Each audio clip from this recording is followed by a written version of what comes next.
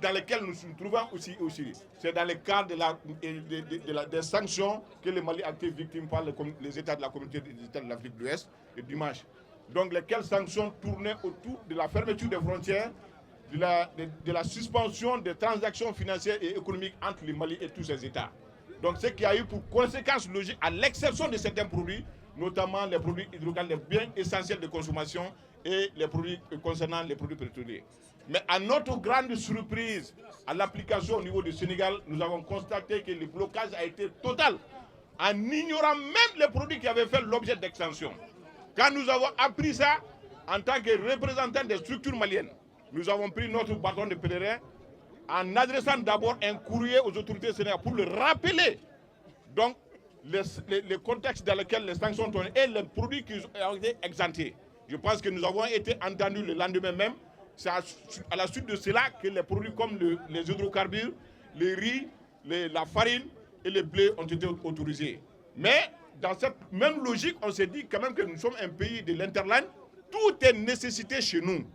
Avant cela, on avait porté à notre connaissance qu'il y avait des produits pour l'approvisionnement de nos mines. Pour qui connaît le Mali, l'or est le premier produit d'exportation du Mali.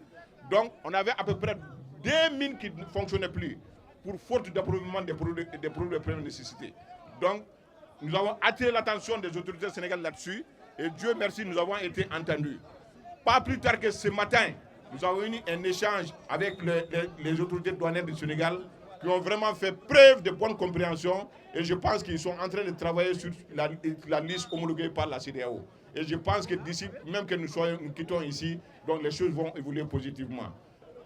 Je rappelle encore une fois que le Sénégal et le Mali sont des peuples frères. Un seul peuple dans 2 pays. Donc aujourd'hui, nous sommes de tout cœur avec vous. Je veux juste rappeler, 70% des marchandises en direction du Mali passent par le Sénégal. Donc nous sommes aussi bien impactés que le Mali et au Sénégal. Donc aujourd'hui, les difficultés rencontrées par le Mali le sont également pour le Sénégal. Donc Cap Sénégal demande à nos 2 gouvernements de travailler dans le dialogue et la concertation pour trouver rapidement des solutions à cette situation préoccupante. Nous sommes de tout cœur avec le peuple malien et nous le réaffirmons ici à travers la communauté des acteurs portuaires du Sénégal. Je vous remercie. En moyenne, il y a 400 camions qui quittent le port de Dakar pour le corridor, soit 12 000 camions moins.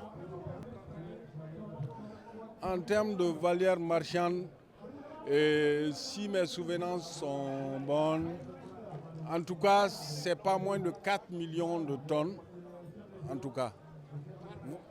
Non, par an. Vous voyez le coton là-bas, vous voyez le coton. Vous venez ici dans 2 mois, la cour sera pleine de coton. Ça impacte sérieusement sur l'activité de transport et de transit. Tout à l'heure, quand j'ai écouté les 2 hymnes nationaux, mon corps a tremblé. Mon cœur a été coincé de bonheur. Je suis là aujourd'hui au nom du cadre unitaire des syndicats des transports routiers du Sénégal, à ma qualité de doyen. Le cadre m'a envoyé pour manifester leur soutien au peuple malien. Nous sommes des acteurs routiers. Tout à l'heure, le représentant du CAP a fait une évaluation, soit disant que 70% du fret malien passe par le Sénégal. Ça veut dire quoi? Ça veut dire que c'est les acteurs routiers qui déplacent cette marchandise vers la destination du Mali. Le cadre unitaire condamne fermement la décision de la CEDEAO. Ça n'engage que le cadre. Ça n'engage pas le Sénégal. Peut-être ça n'engage pas le Mali. mais ça engage le cadre unitaire. Nous condamnons fermement cette médiocre décision. Nous ignorons ce qui est derrière. Nous vivons du transport. Si c'était le fret national, on n'allait pas investir dans ce secteur. C'est grâce au fret malien qui nous ont poussés à investir. Le périmètre du Sénégal est trop court. Nous sommes deux pays, un seul peuple.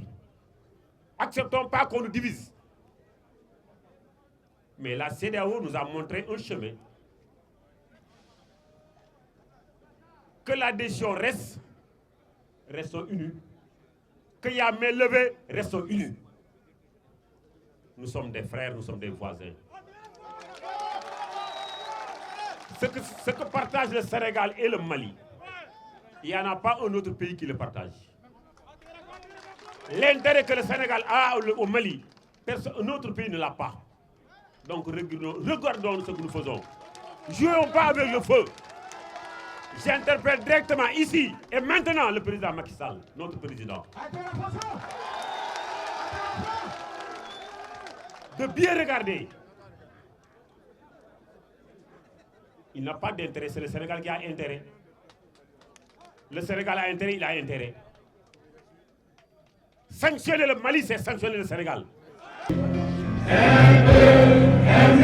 Une fois, mourir la fini, si l'ennemi déboule sans franc, Oléa, Oléa, debout sur les remparts, nous sommes désolés de mourir, pour l'Afrique et pour toi, Mali. Notre drapeau c'est la liberté, pour l'Afrique et pour toi, Mali. Notre combat c'est la unité.